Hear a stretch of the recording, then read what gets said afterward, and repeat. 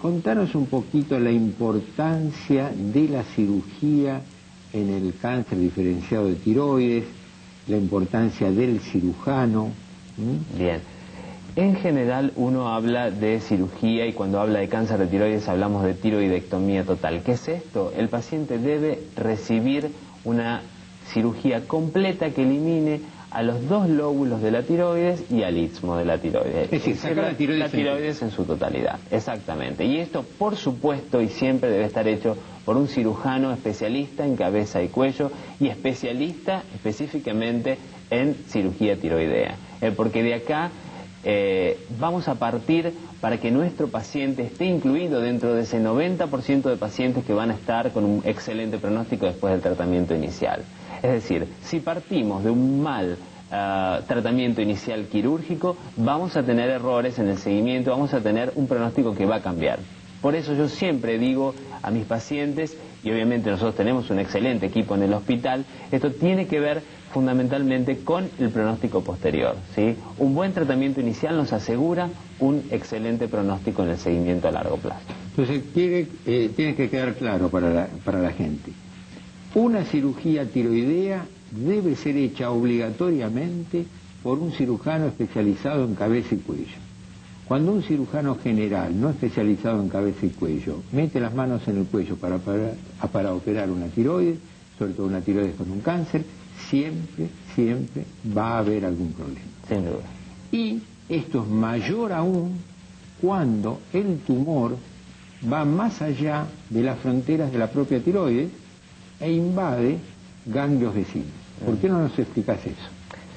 Cuando el tumor se ha extendido, situación que ocurre en cerca del 20% de los pacientes, más allá de la frontera de la glándula tiroides y afectado, ya sea los músculos que se encuentran alrededor o bien los ganglios que se encuentran alrededor, la cirugía debe extenderse. No debe ser solamente una cirugía que abarque la glándula tiroidea, sino también esos ganglios, ¿sí?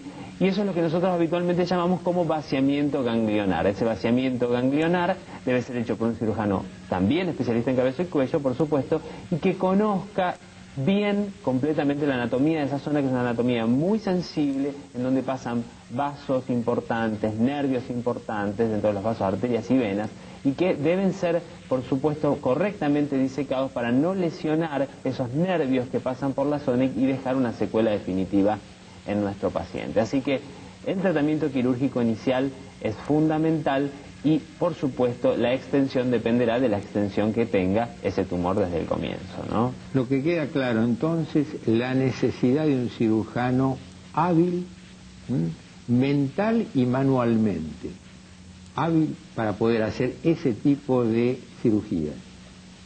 Porque sucede a veces que a lo mejor el cirujano, en su temor de dañar algún órgano noble del cuello, no logra hacer el vaciamiento completo, y otros a lo mejor por pretender hacer el vaciamiento completo más allá de sus posibilidades técnicas propias, de esa manera provocan lesiones, ya sea en los nervios recurrentes, en las paratiroides, etcétera, etcétera.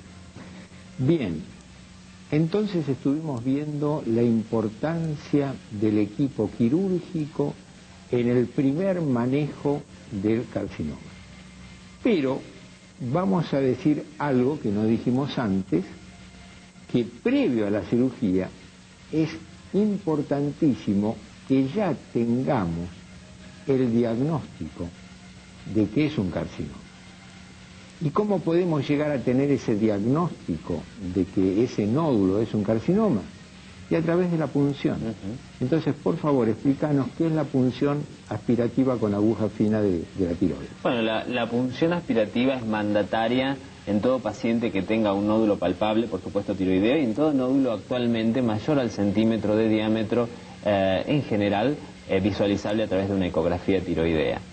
La punción aspirativa tiene una alta sensibilidad, mayor al 90%, para decirnos exactamente si estamos en presencia o no de un tumor maligno, y es muy específica. Nos dice bien claramente que si realmente es un tumor maligno, la probabilidad de que sea maligno es cercana al 99%. Entonces, En estos casos, cuando uno tiene un nódulo palpable o visualizable ecográficamente, la punción es mandataria y el resultado también es muy fidedigno, con lo que uno va a tener ya un enfoque inicial apropiado de acuerdo al diagnóstico citológico que tengamos en esa punción, ¿sí? Y cuando hablamos de tumor maligno, existen dos tipos de diagnósticos probables. Cuando nos hablan de un carcinoma papilar tiroideo, el diagnóstico es mucho más simple que cuando el diagnóstico nos informa en la citología una proliferación folicular.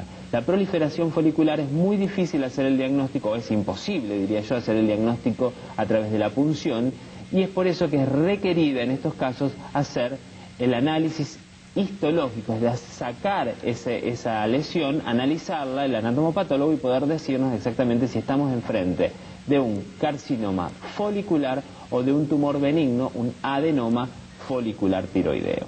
Bueno, en el segundo bloque, Fabián, vamos a continuar con esto y les vamos a explicar bien a la gente, entonces, qué es un adenoma folicular, qué es un carcinoma folicular, y explicarles que la mayoría de los carcinomas diferenciados, en más de un 80% son por suerte papilares.